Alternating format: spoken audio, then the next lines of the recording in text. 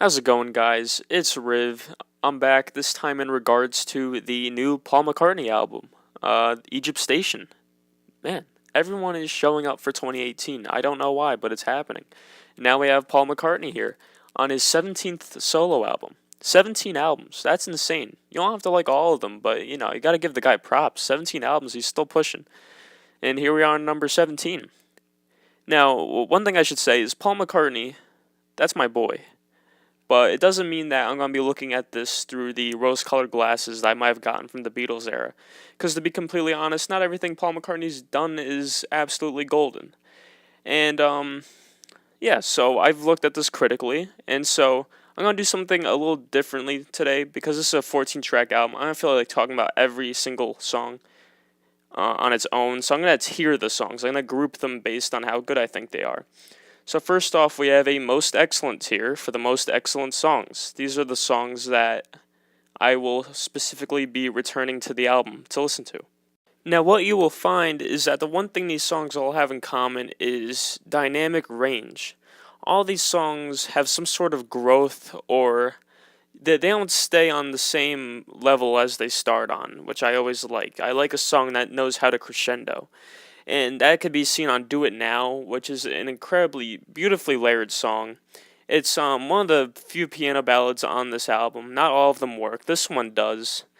It starts off slow, and then it gains some traction with this drum beat and these strings that come in, and these beautiful backing vocals right behind Paul McCartney's. It's really well done.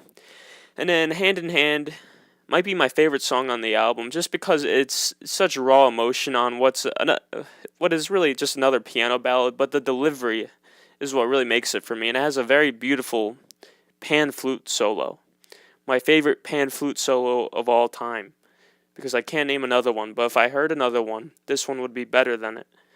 And then I don't know, you've probably heard this one already. It was like the lead single off of this. Don't really have much to say about it. It's just a good song. It's got a really good bass on it.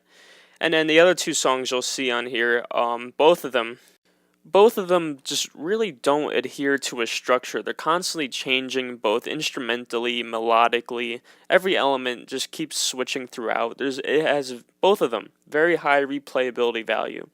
And they both just reaffirm Paul McCartney's ability to spin a story and to just really make something that's nuanced, like he did here. So that's what I got for the most excellent tier. And now we'll move on to what we'll call the good tier, which are songs that maybe I won't be returning to the album specifically for them, but if they were to come on, I'd let them play out in their entirety because they really aren't bad songs. And there's 5 songs in here. They're all pretty good.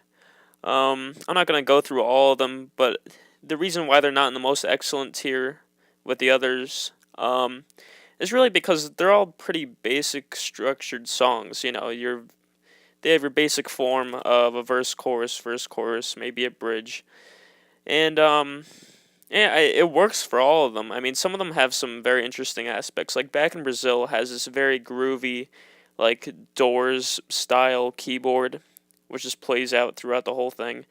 Dominoes probably has the best melody and chorus pairing on the whole album. Caesar Rock. Don't really have much to say about Caesar Rock. It's just a good song. Happy With You reminds me of Mother Nature's Son. And yeah, so these are all good songs. Really nothing wrong with them. And now, moving on to what we'll call the meh tier. These are songs that, well, I'm very indifferent towards them. They're all pretty forgettable.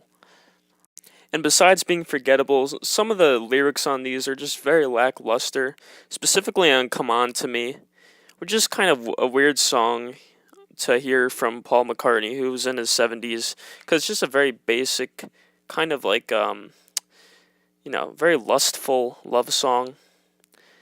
And then, Who Cares? It kind of sounds like a children's song, like if Paul McCartney is ever featured on Yo Gabba Gabba, this is the song he would play. And so, yeah, all very forgettable. That's all I have to say about these 3. And this last tier, we're going to make this last tier Doo-Doo Brown, and we're going to call it For You, because the only song in this tier is For You. Yeah, this song is it's incredibly overproduced. It's just your basic the most basic a pop rock song can get. Empty lyrics that don't mean anything other than love, um, and just a lot of forced rhyming, and a chorus that sounds like anything you'd see on the top charts today. It's a lot of emulation and not a lot of original sounding music here. Definitely the worst track on here, and that's that. So there you guys have it. As you just saw, there's definitely more hits than there are misses. Originally for me that meant a 6.5 out of 10, but since making this video, I listened to it again, and I'm gonna bump it up to a 7 out of 10 because that's what happens with good music. You listen to it a few more times, you notice some stuff you didn't notice before, and it just improves itself, and that's what this album did. Not by much. 7 out of 10. I'd say that's not too bad. Maybe it does deserve the 6.5 out of 10. I just like Paul McCartney. I don't know, but that's the score I'm giving it. But yeah, if you disagree with me, voice your opinion in the comments below. I openly invite it. If you have something else for me to review, I'm very open to that. Once again, comments below. Otherwise, have a very good rest of your day. And I don't know, maybe subscribe. I'm not gonna force your hand there though.